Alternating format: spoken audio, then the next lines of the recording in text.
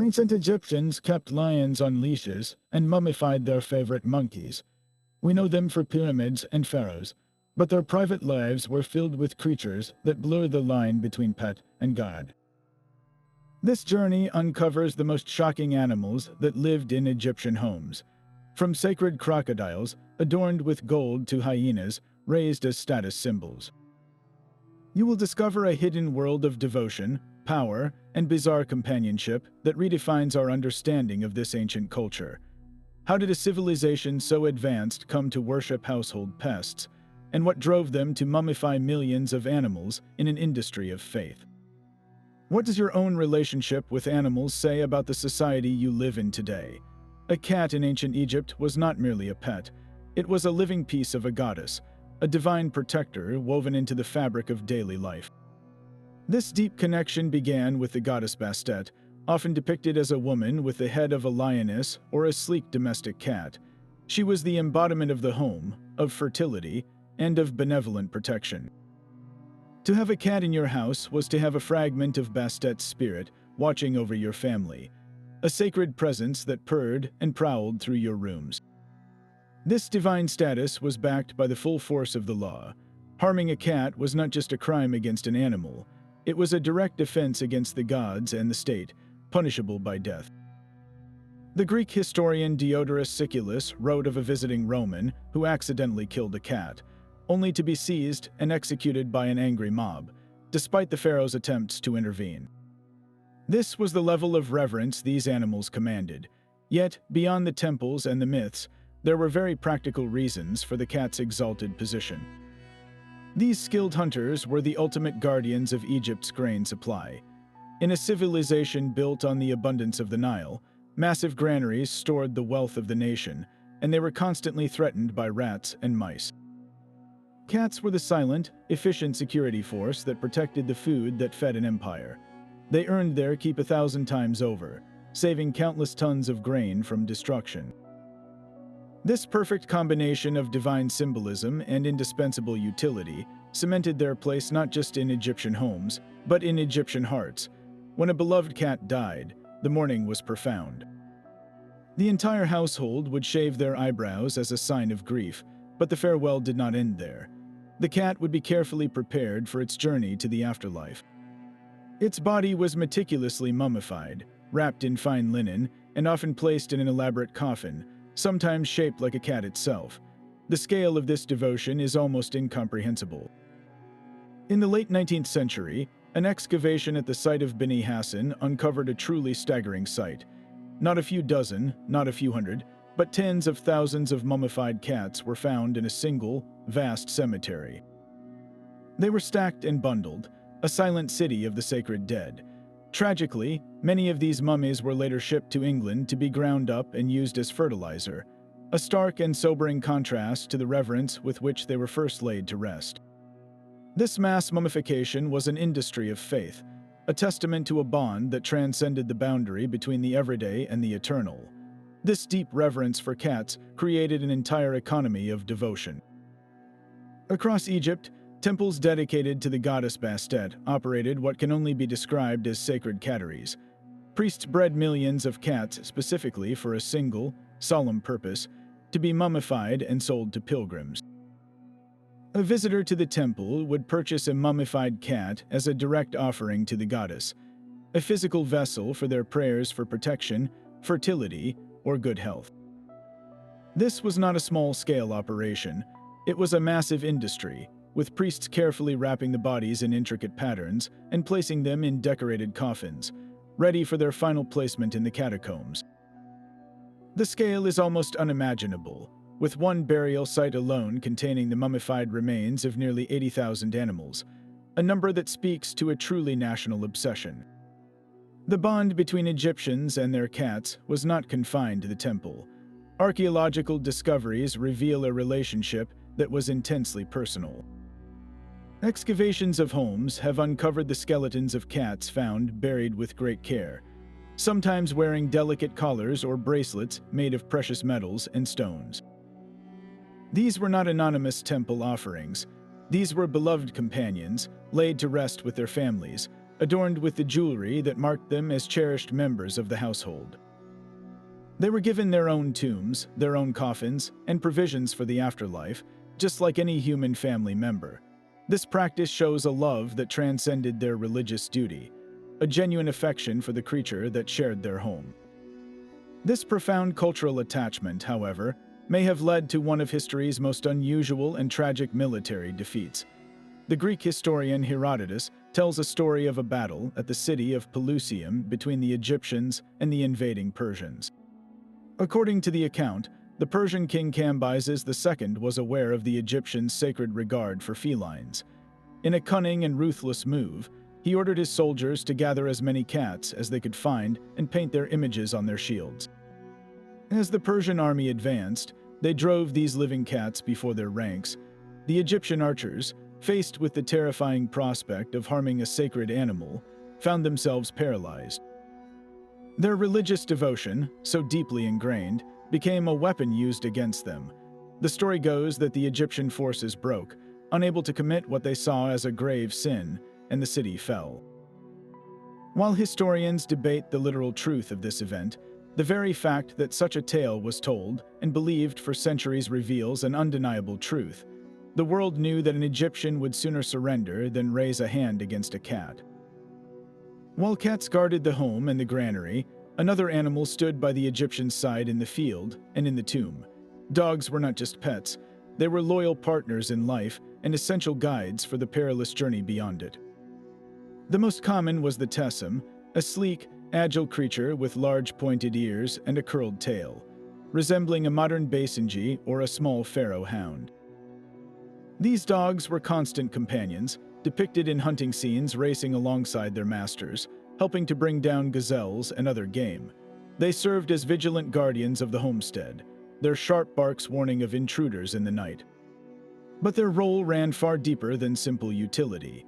In the quiet moments of domestic life, we find evidence of a bond built on pure affection.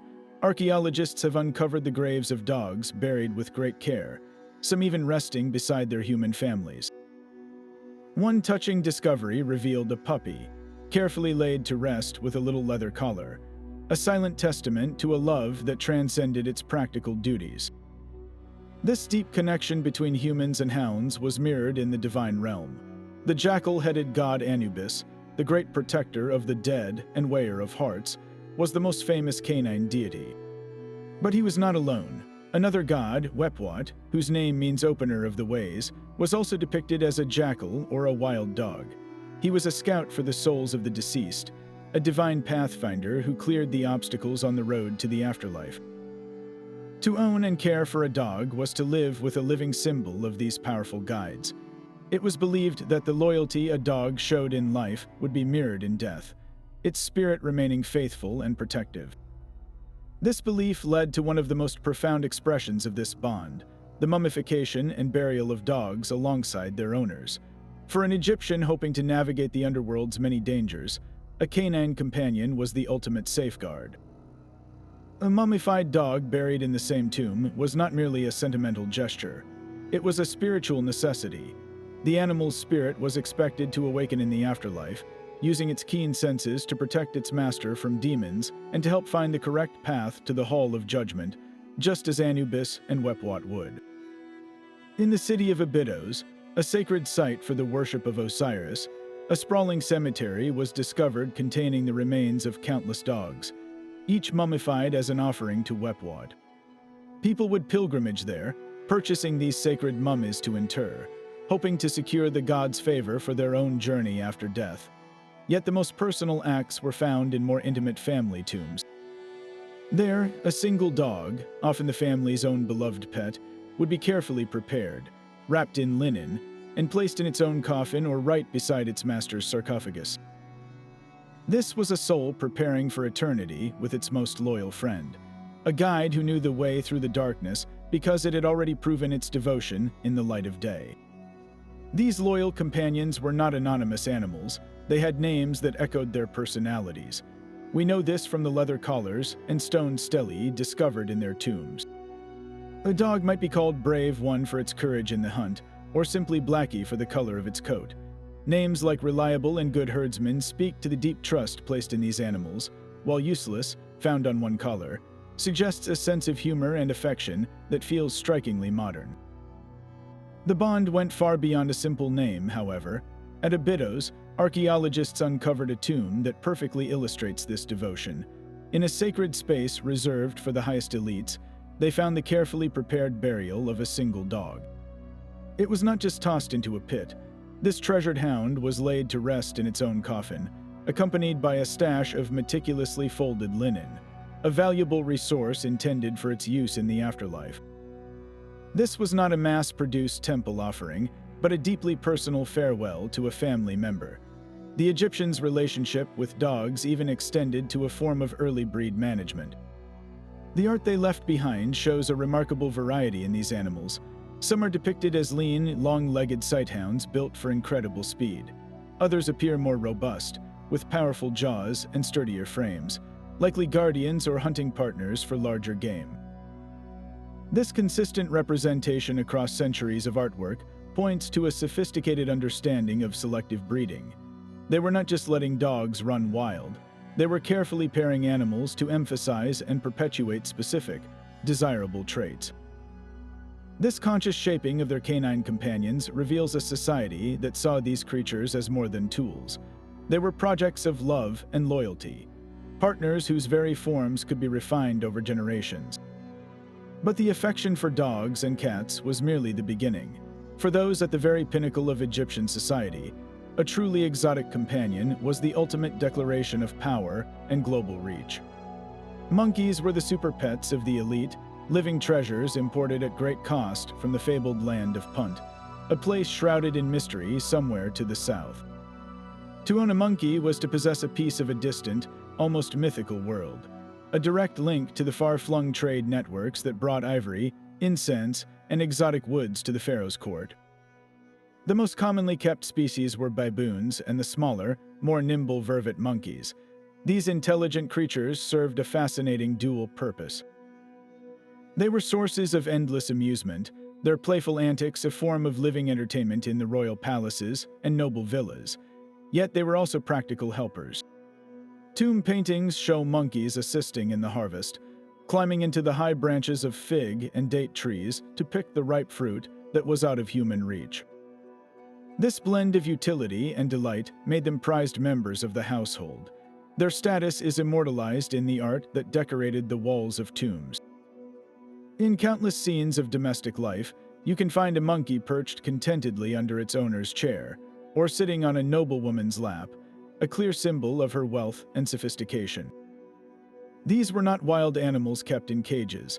They were integrated into the family, often depicted wearing collars and leashes. These leashes were not necessarily a sign of cruel restraint. Instead, they were likely a practical necessity for managing such a clever and agile animal, a simple tether to keep a beloved but mischievous pet from swinging off into trouble. The evidence suggests these bonds were genuine. Archaeologists have uncovered the mummified remains of monkeys, buried with the same care as a cherished dog or cat. One famous example is the pet baboon of a pharaoh, found entombed with its own set of precious jewelry. This was more than a status symbol left to gather dust. It was a companion chosen for the journey into eternity, a final, poignant testament to the unique and surprising relationships that flourished along the Nile. That divine association with the sun, however, did little to tame their behavior inside an Egyptian home. Tomb paintings reveal a delightful and chaotic reality, where these sacred animals were also beloved troublemakers. One famous scene shows a monkey, in a moment of pure mischief, scrambling onto a dinner table to snatch a handful of dates right from a platter, while the human guests react with what seems to be more amusement than anger. Another depicts a pet baboon, perhaps overexcited by the morning's solar praises, gleefully tipping over a costly jar of wine. These were not distant, aloof symbols of the gods. They were messy, unpredictable, and deeply entertaining members of the household. This duality captures the essence of the ancient Egyptian worldview, where the sacred and the mundane were never truly separate. The same creature that could cry out to greet the dawn god Ra could also, an hour later, be causing absolute chaos in the kitchen. This blend of reverence for their divine nature and acceptance of their earthly mischief speaks to a relationship built on genuine affection. The decision to mummify these complex companions for the afterlife was not just about honoring Thoth. It was about preserving the chaotic, joyful spirit of a pet that stole your fruit and heralded the sun, a unique and irreplaceable presence in both the home and the heart. High above the chaos of the household, another class of creature shared the Egyptian sky and home. The falcon, a living bolt of lightning from the heavens, was the embodiment of the great god Horus, the divine king himself. To keep such a bird was to hold a piece of celestial power on your arm. Nobles and pharaohs would have falconers, specialists who managed these magnificent predators, often keeping them tethered on perches within garden courtyards. This was not the casual companionship of a cat under a chair.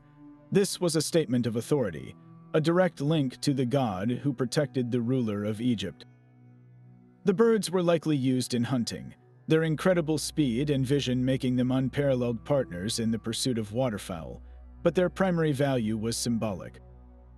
To be near a falcon was to be near the piercing, all-seeing eye of Horus, a constant reminder of the divine right that structured their entire world. Yet, the care for such a volatile symbol must have been a delicate dance of reverence and caution.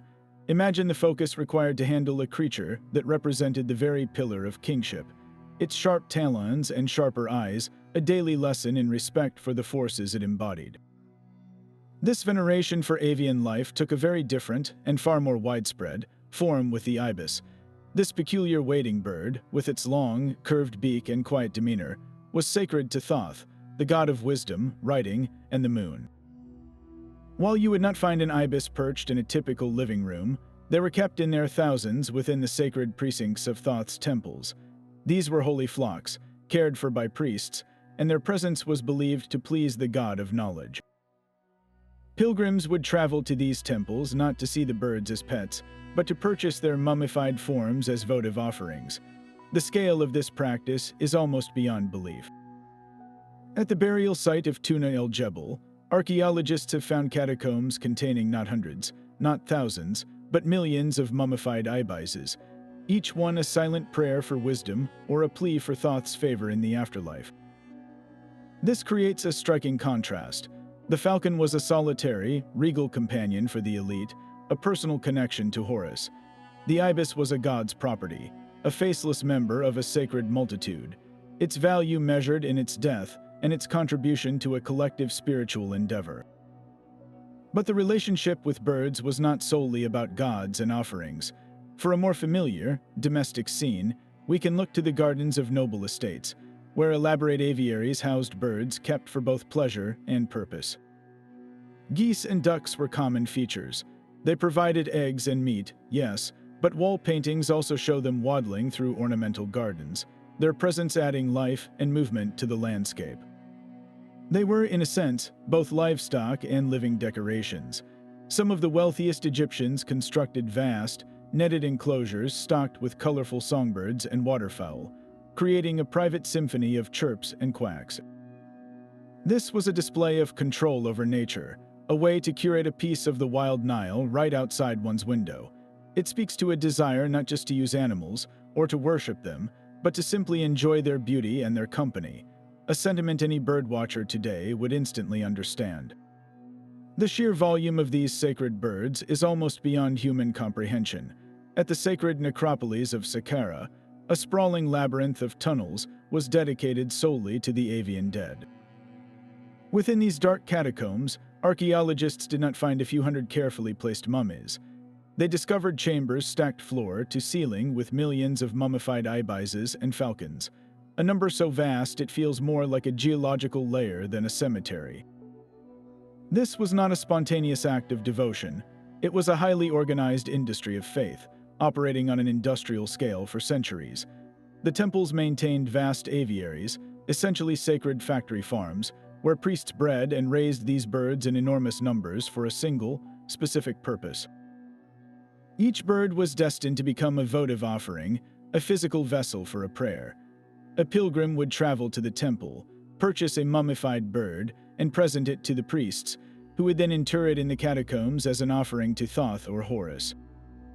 This act was believed to carry the pilgrim's request for wisdom, or justice, or favor directly to the god. But what was the reality behind this spiritual assembly line?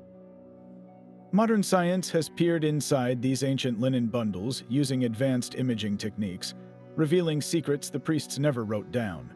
The bones of these birds tell a story of mass production. Analysis shows that many of the ibises were not old, wild birds. They were juveniles, raised in captivity on a diet deliberately rich in fish, a food that would have been provided by their temple caretakers. This suggests a system where the birds were bred and fattened specifically for their ritual purpose. Even more revealing is the evidence of their deaths. For a long time, scholars wondered how such an immense number of birds could be gathered. The answer is both practical and surprisingly humane. Scans of the mummies show no signs of traumatic injury, like broken necks or crushed skulls. Instead, researchers found that many of the birds appear to have been dispatched quickly through neck dislocation or through a carefully administered poison. This indicates a process designed to be efficient, yet conducted with a degree of respect for the animal that was considered sacred. They were not simply collected and killed. They were raised for a divine purpose and handled in a way that honored their status, even as they became part of a spiritual commodity. This entire system, from the breeding aviaries to the careful killing methods and the final placement in the dark, silent catacombs, formed a complete cycle. It connected the everyday Egyptian to the gods through a currency of feathers and faith, a testament to a belief so powerful it could command the lives and deaths of millions of creatures. While birds filled the temples and monkeys chattered in noble courtyards, the ultimate expression of power walked on a leash beside the pharaoh himself. Lions and cheetahs were the super pets of Egyptian royalty, living symbols of dominion over the natural world. These were not pets in our cozy, domestic sense.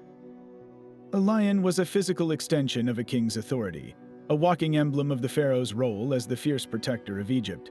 Pharaohs like Ramesses II were famously depicted with lions, their powerful forms pacing alongside the royal chariot or resting calmly at the ruler's feet during official ceremonies. This was a calculated display, a constant visual reminder that the man who commanded such a beast was no ordinary mortal. He was a figure of immense, untamed power, willingly restrained in service to the nation. These magnificent cats were housed in royal menageries, collections of exotic animals that showcased the pharaoh's global reach and wealth. They were diplomatic gifts, tributes from vassal states, and trophies from expeditions into Nubia and other far-off lands. The presence of a lion in the palace was not just about awe. It was a statement of political and economic influence. The connection went even deeper onto the battlefield. Historical accounts suggest that some pharaohs took their lions with them on military campaigns. Imagine the psychological impact on an opposing army, seeing the Egyptian king advancing with a full-grown lion at his side. The message was clear: challenge this ruler, and you face a force as primal and unforgiving as the desert itself. The lion was the living embodiment of the pharaoh's right to rule, a divine and terrifying partner in the art of war. Cheetahs, while also symbols of status, served a more active and elegant purpose. Their slender, aerodynamic bodies were built for one thing: breathtaking speed. Tomb paintings from the New Kingdom show the elite, often noble women, accompanied by these spotted cats on hunting expeditions. A cheetah would be carried on a special cart or chariot, its head hooded to keep it calm, until the moment its keen eyes spotted a herd of gazelles or antelope. Then it would be released, a blur of spotted gold streaking across the plains to run down its quarry. This was hunting as a supreme performance of wealth and control, a demonstration that the owner could command not just the brute strength of a lion, but the flawless, rapid grace of the cheetah. The very act of keeping such a creature, of having it respond to handlers and return after a kill, spoke of a mastery over nature that few in the ancient world could even dream of possessing. The roar of a lion was more than a sound, it was the voice of kingship itself. This fearsome predator embodied the dual nature of the pharaoh, a force of terrifying destruction against Egypt's enemies and a gentle protector of its people. The lioness, in particular, was seen as the ultimate defender, a symbol of maternal fury and safeguarding power. We have a remarkable glimpse into this relationship from the reign of Amenhotep III. In a cache of diplomatic letters discovered at Amarna, the pharaoh writes to a foreign king, boasting of a personal pet. He describes his lioness with evident pride, and the specific mention in state correspondence reveals how deeply these animals were woven into the identity and political theater of the throne. They were not hidden away in a private zoo, but were active participants in the performance of power, their very presence a testament to the ruler's strength. This symbolic connection was so powerful that it earned these royal companions a privilege almost unheard of for such large predators: a sacred burial. At the vast necropolis of Saqqara, the same site holding millions of mummified birds, archaeologists made a stunning find: the carefully interred remains of several lions. Unlike the mass-produced ibis mummies, these were singular, significant burials. One lion, discovered in 2004, was an old male, its skeleton found within a dedicated tomb. The care taken with its placement speaks volumes. This was not the disposal of a dangerous animal, it was the funeral of a respected entity. To give a lion its own tomb, in one of the most sacred burial grounds in Egypt, was to treat it with a level of honor approaching that of a high-ranking noble. It confirms that the bond transcended mere symbolism. These creatures were considered individuals worthy of an eternal journey. Imagine the procession, the priests carefully lowering the mummified body of a king's lion into its final resting place, a solemn ritual for a creature that had, in life, been a living, breathing part of the pharaoh's own myth. Yet even the most loyal hound or clever monkey could not guard against every threat that slithered from the shadows. The ancient Egyptian relationship with snakes was a dance of pure duality, a blend of deep terror and profound reverence. On one hand, the serpent was the ultimate embodiment of chaos, personified by the great demon Apophis. This mythical beast was a cosmic enemy, a gigantic snake that tried to devour the sun god Ra as he journeyed through the underworld each night. To fear a snake was to acknowledge a very real spiritual danger, a creature that represented the dissolution of order and light. Yet in the same breath, the serpent was also a powerful protector. The uraeus, the stylized cobra worn on the crown of every pharaoh, was a symbol of sovereign might, its hood flared and ready to spit fire at the king's enemies. This was the snake as a divine bodyguard, a creature whose deadly nature could be harnessed for royal power. This ambivalence extended right into the Egyptian home. While they rightly feared the cobra and the viper, they also recognized the utility of more common, non-venomous snakes. Archaeological evidence suggests that some households actively encouraged these harmless reptiles to reside in their granaries and cellars. The snake silently hunting mice and rats was a far more efficient pest control agent than even the most diligent cat. So, living alongside a serpent was a practical calculation, a way to harness a natural predator while nervously respecting the thin line between a helpful housemate and a messenger of Apophis. This delicate balance finds its ultimate expression in the goddess Meretseger, whose name means she who loves silence. She was a localized protector deity of the Theban necropolis, and she was depicted as a cobra, or as a woman with a serpent's head. To the tomb builders and priests working in the Valley of the Kings, she was both a potential avenger and a benevolent guardian. Offend her, and her venomous bite could bring blindness or death. Honor her, and she would watch over the sacred tombs and the workers' village. She perfectly captured the Egyptian understanding of the serpent, a creature whose power demanded respect, and whose protection was worth the inherent risk.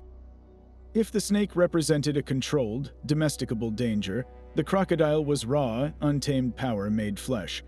This was the living incarnation of Sobek, the powerful god of the Nile, fertility, and military might.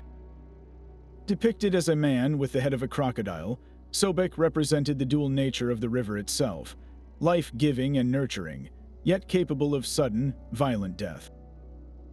To appease this formidable god and harness his ferocity, the Egyptians engaged in a practice that seems unimaginable to us today. In temples dedicated to Sobek, particularly in the Fayum region at a city called Crocodilopolis, priests kept sacred crocodiles in special pools. These were not just any crocodiles, they were chosen to be the living vessels of the god's spirit. The most revered among them was a single bull crocodile known as Petsuchos, meaning he who is of Sobek. This animal was treated like a living god. He was adorned with golden earrings and jeweled bracelets placed around his powerful legs. Priests fed him choice cuts of meat and offerings of cake and honeyed wine presented by pilgrims seeking Sobek's favor. The crocodile's every movement was interpreted as an oracle, a divine message from the god. When one Petsuchos eventually died, the priests would carefully mummify his body with the same reverence as a pharaoh, and then select a new crocodile from the temple pool to inherit the title and the divine spirit. To stand at the edge of that murky water, watching a bejeweled monster glide silently toward you, was to stand in the direct, terrifying presence of a god. The crocodile called Petsuchos did not swim in just any pond. He resided in a sacred, man-made lake at the very heart of Crocodilopolis, a city whose name literally meant City of the Crocodile. This was not a zoo exhibit, but the inner sanctum of a state-sponsored religion. The selection of the Petsuchos was a momentous event. Priests would carefully observe the temple's population of crocodiles, looking for one that possessed a certain majesty, perhaps a larger size or a particular pattern on its scales, a sign that the spirit of Sobek had chosen to dwell within it. Once chosen, the animal's life transformed completely. It was no longer a wild beast, but a deity you could look in the eye. Each day, the high priests themselves would approach the water's edge to hand-feed the sacred crocodile. They offered it the finest cuts of meat, roasted fowl, and even cakes and honey wine, foods fit for a god. To witness this ritual was to see the ultimate act of domestication, not of the animal's nature, for it remained a powerful predator, but of its symbolic power. The priests were taming the chaos of the Nile itself, transforming its most fearsome inhabitant into a predictable, placated god. This divine status was made visible for all to see. The Petsuchos was adorned like a pharaoh.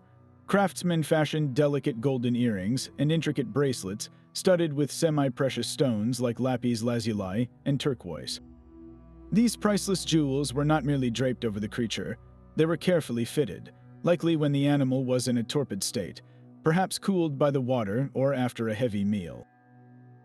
Imagine the glint of gold against its rugged, scaled hide as it basked on the bank, a living monument to the bizarre and brilliant intersection of pure terror and absolute devotion. Its every action was scrutinized for omens. Did it accept the food eagerly? A good sign from Sobek. Did it retreat into the water? A warning. The crocodile was a living oracle, and its behavior dictated the mood of the entire city. And when this living god finally died, the event was met not with relief, but with a profound, nationwide mourning. The death of the Petsuchos meant the god Sobek had vacated his earthly vessel. The priests would then perform the most sacred of duties.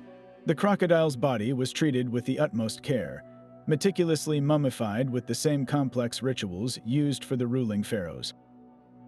It was wrapped in hundreds of yards of the finest linen, its jaws often bound shut with cloth, and then placed in a dedicated sarcophagus. After a grand funeral procession, it was interred in a special necropolis reserved solely for these divine reptiles. Then, the search began again. The priests would return to the sacred lake to identify the new Petsuchos, ensuring the spirit of Sobek had a new home, and that the dangerous, life-giving power of the Nile remained forever appeased. But the ultimate symbol of domesticated power was not a predator to be appeased. It was a source of life itself, the mighty bull. In the ancient city of Memphis, one bull in all of Egypt was chosen for a destiny that transcended the farmyard. This was the Apis bull, a living god believed to be the earthly manifestation of Ptah, the creator god of Memphis. The selection of this single animal was a matter of national importance, guided by a strict and sacred checklist. Priests would scour the countryside for a calf bearing very specific markings. It had to be mostly black, with a distinctive white triangular blaze on its forehead, the shape of a sacred scarab on its tongue, and a peculiar white patch on its back that resembled a vulture with outstretched wings. Finding an animal that met all these divine criteria was seen as a moment of profound significance, a sign that the god had willingly chosen to dwell among his people once more. From that moment, the bull's life transformed into one of unparalleled luxury and reverence.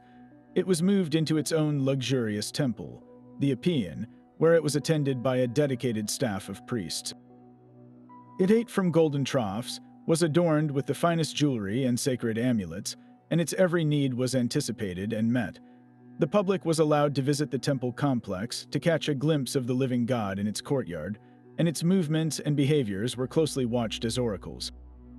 A flick of its tail, or the direction of its gaze, could be interpreted as a message from Ptah, influencing everything from harvest forecasts to royal decisions. When the Apis bull eventually died, the event triggered a period of national mourning more intense than that for many pharaohs. The entire country grieved, for the death of the bull meant the god Ptah had left the earthly realm. The preparation for its journey to the afterlife was a monumental undertaking. The massive body was transported with great ceremony to a special embalming house. There, the priests performed an elaborate mummification process that could take nearly 2 months to complete.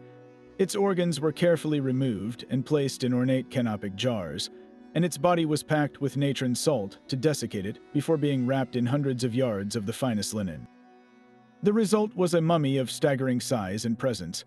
This sacred bull was then interred in a staggering, custom-built stone sarcophagus, the centerpiece of an individual tomb in the vast underground catacombs known as the Serapeum at Saqqara. These tombs were not simple pits. They were monumental granite boxes, each weighing tens of tons, housed in a labyrinth of tunnels that represented one of the most ambitious building projects in Egyptian history. The funeral procession was a national spectacle, with priests, mourners, and dignitaries accompanying the bull to its final resting place. And as one Apis was laid to rest with godlike honors, the urgent, nationwide search for its successor began anew, a cycle of divine incarnation that continued for over 1,000 years. Descending into the Serapeum is like stepping into a hall of giants. This sprawling underground complex at Saqqara was engineered for a single, staggering purpose: to house the stone coffins of the Apis bulls. The air is cool and still in these man-made caverns, and the silence feels ancient and heavy. Your footsteps echo down long, straight corridors carved deep into the bedrock, passing niches that each hold a single, monumental sarcophagus. These are not simple stone boxes. Each lid is a single, polished slab of granite or basalt, weighing more than 60 tons. The precision is baffling. The sheer effort of lowering these colossal lids into place a testament to a devotion that bordered on obsession. To stand beside one is to feel utterly dwarfed, not just by the stone, but by the profound belief that motivated its placement. This was the final, eternal home for a creature considered a living god. The death and burial of each bull was a national event, a moment where the entire country held its breath until a new calf with the sacred markings was found. This cycle of death and rebirth, of one divine bull seamlessly replacing the last, created an unbroken chain of faith that stretched for over 1,000 years. That faith proved so powerful, so deeply embedded in the culture, that it survived the fall of the pharaohs themselves. When the Greeks, under Alexander the Great, conquered Egypt, they encountered the cult of Apis and recognized its profound hold on the people. Needing to unite their Greek and Egyptian subjects, the Ptolemaic rulers performed a brilliant act of religious fusion. They merged the Egyptian Osiris Apis, the god of the dead Apis, with Greek deities like Zeus and Hades, creating a new hybrid god named Serapis. This new deity had the majestic beard of Zeus, but was often shown with a grain measure on his head, symbolizing the abundance of the Nile, a direct link back to the life-giving power of the original bull. The cult of Serapis spread across the Mediterranean world, with magnificent temples called Serapeums rising in cities like Alexandria. The most sacred relic within these new temples was often a living bull, the direct descendant of the Apis tradition. So the humble farm animal, elevated to a national god, ultimately became an international icon, his legacy forever preserved in stone and spirit. Within these walled gardens, a different kind of elegance moved with a quiet grace.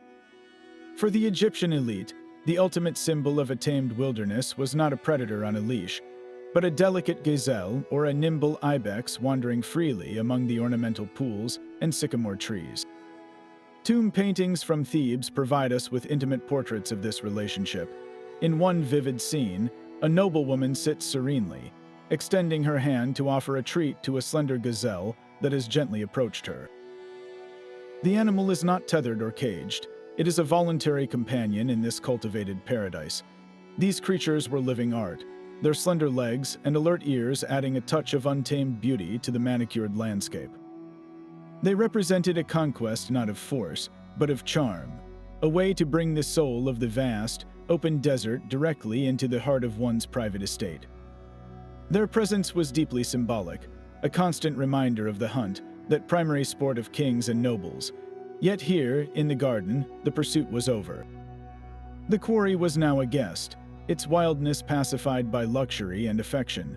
This was the pinnacle of aristocratic life, a demonstration that one's wealth and influence were so great they could domesticate the very spirit of the sands. These gentle-hoofed animals required no practical purpose. They did not hunt pests or guard the home. Their sole function was to be beautiful, to animate the garden with their peaceful presence, and to serve as a walking testament to their owner's ability to curate a perfect, peaceful world within their own walls. Slinking through the reeds along the Nile was a creature of pure, focused instinct. The Egyptian mongoose, known to the ancients as the ichneumon, was a whirlwind of ferocity in a small, sleek package. While not as common as cats in the home, this intelligent animal carved out its own vital niche as a specialist pest controller. Its primary prey were some of the most dangerous inhabitants of the region, snakes and rodents. To invite a mongoose into your household was to employ a living, breathing defense system against the cobra in the field and the rat in the grain store.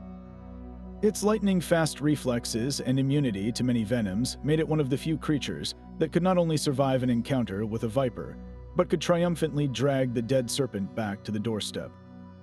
This was not a pet of idle affection, but a working partner of immense practical value, its presence a direct contributor to the family's safety and prosperity. This daily battle against venomous chaos resonated deeply with the Egyptian spiritual worldview. They saw the mongoose as a divine warrior in the endless cosmic struggle. Just as the sun god Ra fought the serpent demon Apophis each night to ensure the dawn, the ichneumon fought the earthly serpents that represented that same primordial disorder. In some myths, it was even said that the mongoose would roll itself in mud to create a protective coating before daring to attack a large crocodile. An act of such audacious courage, it could only be divinely inspired. This sacred role is immortalized in small but telling artifacts. Archaeologists have discovered bronze statuettes and carved amulets depicting the mongoose, sometimes wearing a miniature collar or resting calmly on a base, a clear indication of its domesticated status. These were not representations of wild animals, but portraits of cherished companions. Some of these figurines show the ichneumon with a single, proud feather tucked beside it, a direct link to its solar connection. The most poignant evidence comes from the discovery of a few rare mummified mongooses. Found carefully wrapped in linen and placed in their own coffins, these burials tell a story of genuine bond. They were not mass-produced offerings like the temple ibises, but individual animals laid to rest by families who valued their service and their spirited presence.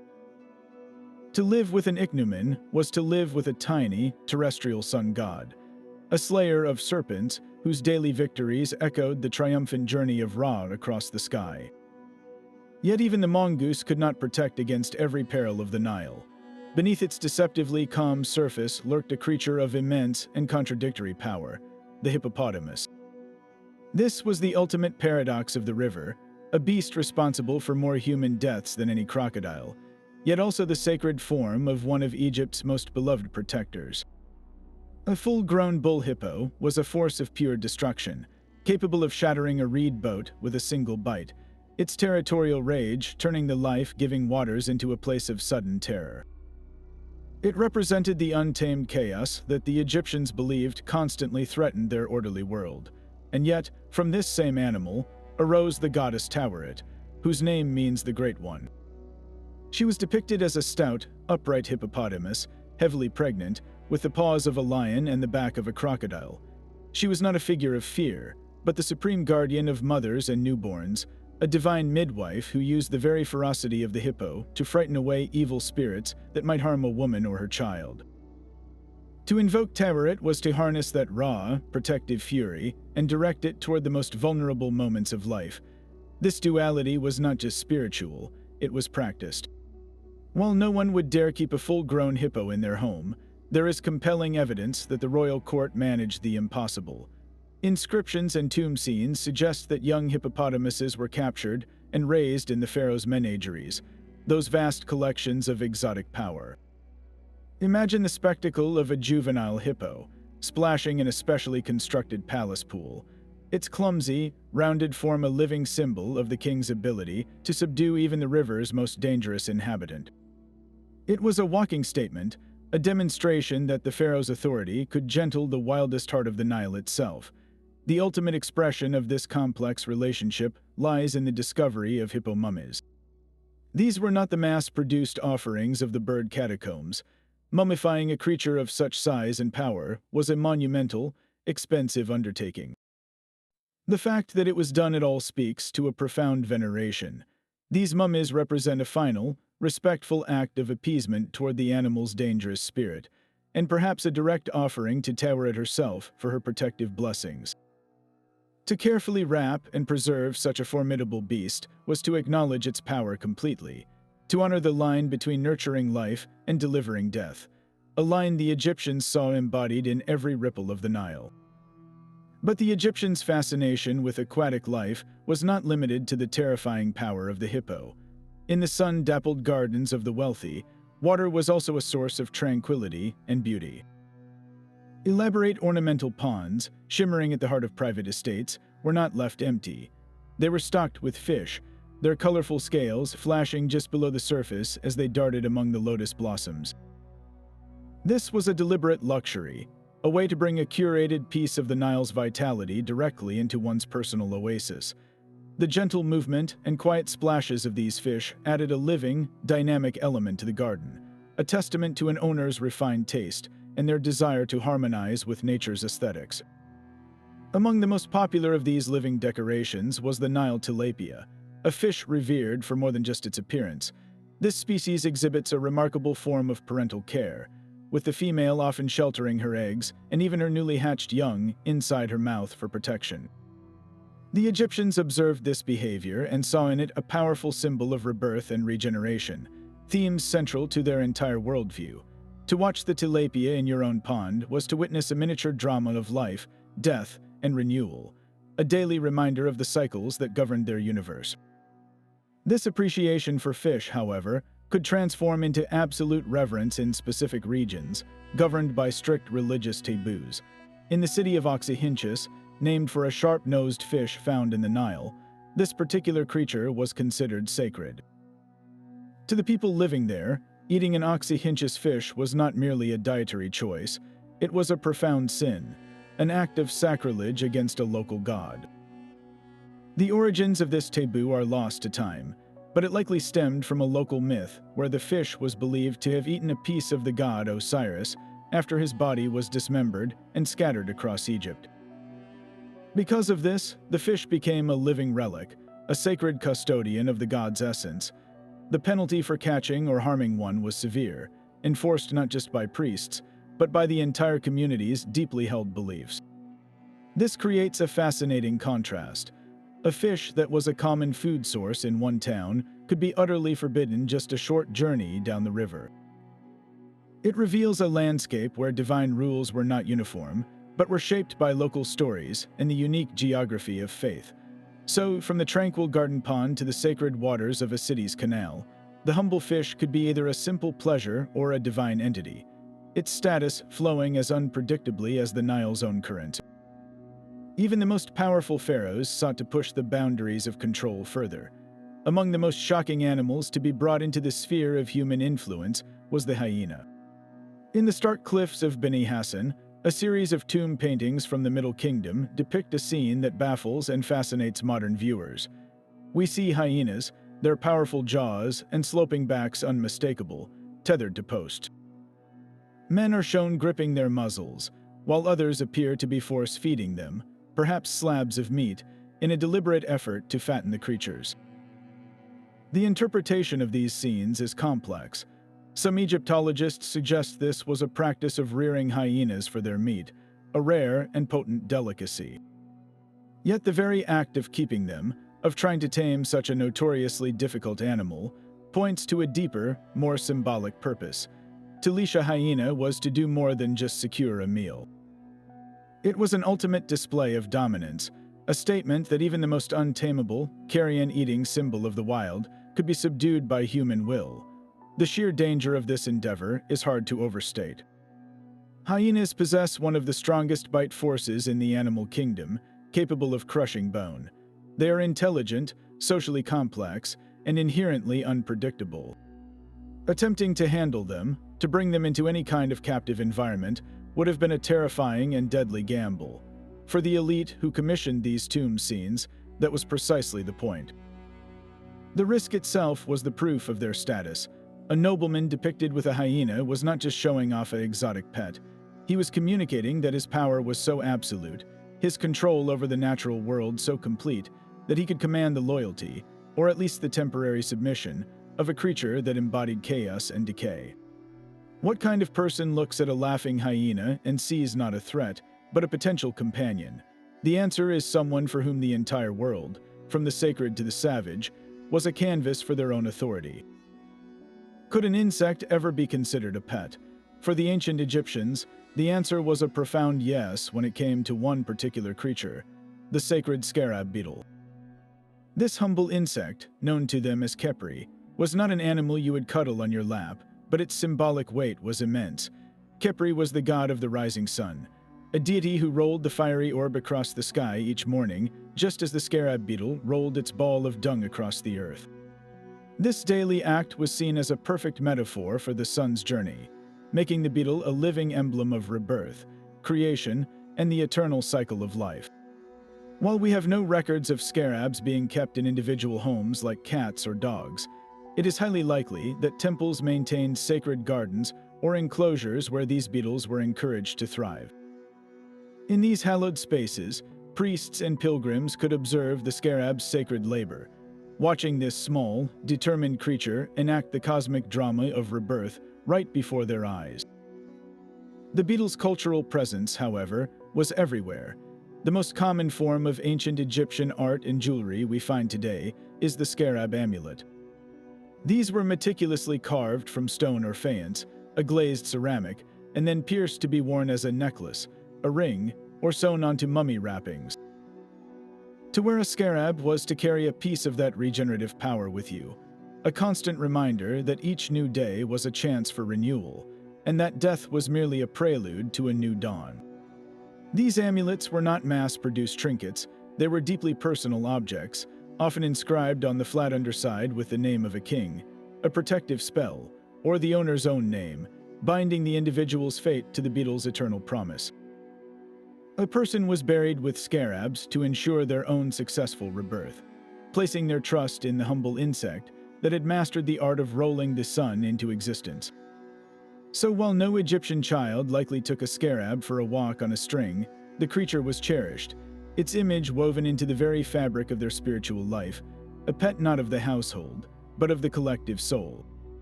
This vast network of devotion transformed death into a sacred commodity. The mummification of animals grew into one of ancient Egypt's most prolific industries, a spiritual enterprise operating on a staggering scale. While the beloved family cat received a personal burial, and the Apis bull a king's funeral, the majority of animal mummies were manufactured for a different purpose entirely. They were mass-produced votive offerings, physical prayers purchased by pilgrims at temple complexes across the nation. A visitor seeking a favor from a god would travel to a sacred site, make a donation, and receive a prepared mummy to present to the priest. This small, wrapped bundle was then interred in the god's catacombs, carrying the pilgrim's request directly into the divine realm.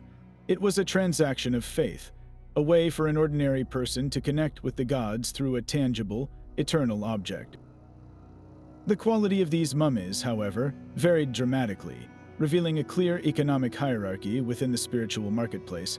At the top were the elaborate mummies created for temple animals, like the sacred crocodile Petsuchos or a revered temple monkey. These received the full royal treatment, their bodies carefully eviscerated and packed with precious resins, then wrapped in intricate, geometric patterns with fine linen.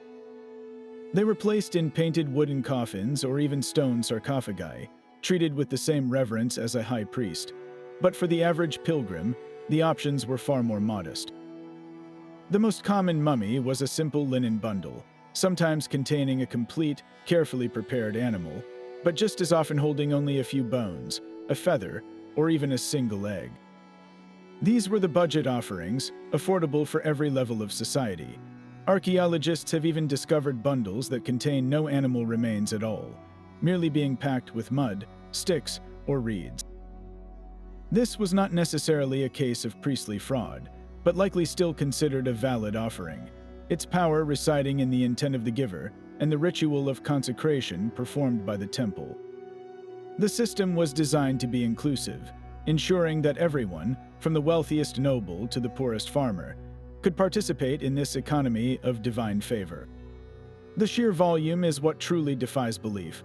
Estimates suggest that over 70 million animal mummies were created in this way, with entire species like the ibis and the falcon being driven to local extinction in parts of Egypt to meet the relentless demand. This was not a niche practice, it was a central pillar of Egyptian religious life for centuries, a testament to a belief so powerful it could fuel an industry dedicated to the afterlife of creatures great and small. These royal menageries were more than just impressive collections, they were living maps of an empire's influence. Imagine the chaotic symphony of such a place, the trumpeting of young African elephants mingling with the rustling necks of giraffes, their spotted forms towering over enclosures that held leopards from the south and Syrian bears from the distant north. These creatures were not gifts in the sentimental sense, they were tribute, demanded and delivered as part of diplomatic agreements or the spoils of military campaigns. Each animal was a walking, breathing testament to the pharaoh's reach, a physical piece of a conquered or allied territory brought to the heart of Egypt. To walk through this collection was to take a tour of the known world without ever leaving the palace grounds, a powerful reminder to any visiting dignitary of the king's extensive network of power. The logistics of maintaining such a zoo were a monumental undertaking. Transporting a giraffe down the Nile required specially built, massive barges with high, open decks. Feeding a herd of elephants meant dedicating vast tracts of royal farmland to grow their daily diet of hay and fruit. Teams of specialized keepers, men who likely inherited their roles through generations, were responsible for the dangerous daily care of these unpredictable captives. They had to understand the temperaments of great cats and the needs of rhinos, managing enclosures designed to contain immense strength, while perhaps also providing some semblance of the animal's natural habitat. This was an immense and costly operation, a constant drain on the royal treasury that only the most powerful pharaohs could afford.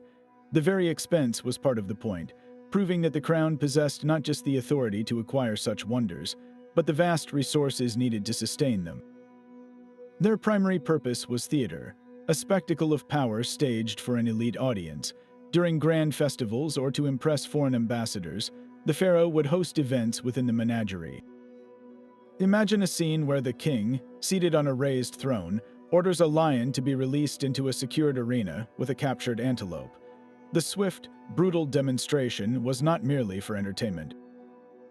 It was a carefully choreographed metaphor, a display of the natural order where the strongest predator, the pharaoh, held the power of life and death over all creatures, both animal and human.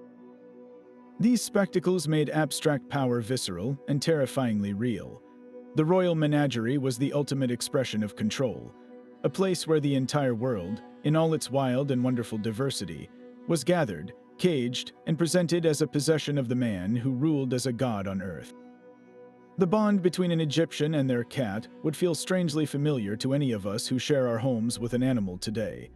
That deep-seated desire for companionship, the joy found in a creature's unique personality, and the profound grief at their loss, these are not modern inventions. They are echoes from the banks of the Nile. Our contemporary love for pets, whether for a common dog or an exotic parrot, has roots that reach back thousands of years, and the Egyptian model of reverence fundamentally shaped how later civilizations viewed the animal world. When the Greeks and then the Romans encountered Egypt, they were both baffled and fascinated by this culture that treated animals with a respect bordering on worship. Greek historians like Herodotus returned home with incredible tales of crocodiles, adorned with gold, and cats mourned with shaved eyebrows. These stories filtered into the classical world, slowly transforming the Greek and Roman perception of animals from mere property or symbols into beings capable of a shared spiritual life. The Egyptians did not just keep pets, they saw them as partners in a cosmic order, a concept that gradually seeped into the Mediterranean consciousness and laid the groundwork for the complex relationships we nurture with animals today. Yet our understanding of this ancient connection is never complete. Every year, new archaeological discoveries add another piece to the puzzle. Advanced imaging technology allows scientists to peer inside mummy bundles without unwrapping them, revealing the animals' ages, diets, and causes of death. Recent excavations uncover forgotten, pet cemeteries on the outskirts of workers' villages, where dogs were buried with their leather collars still intact. Each of these finds is a quiet revolution, reshaping our view of antiquity.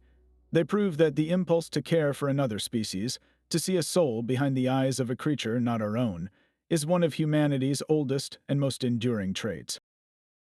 The love you feel for your pet today is a direct descendant of that same powerful bond, a thread of affection and respect that winds its way back through the sands of time. From the sacred cat to the pet hyena, the ancient Egyptians wove animals into the very soul of their existence. These creatures were far more than just pets. They were living symbols of status, direct conduits to the gods, and cherished companions whose loss was mourned for a lifetime. Their legacy is not confined to dusty scrolls, but is painted in vibrant color on tomb walls and wrapped in linen within millions of mummies, a testament to a bond that defies simple explanation. This world challenges our own definitions of a pet, pushing us to see the animal kingdom through a lens where the spiritual and the mundane were inseparable. So we turn this final thought over to you. Which of these ancient companions captured your imagination the most? Was it the mummified crocodile adorned in gold, or the loyal dog guiding its master through the underworld? Share your choice for the strangest pet in the comments below. And if these mysteries of the ancient world have left you wanting more, be sure to subscribe for our next journey into the past.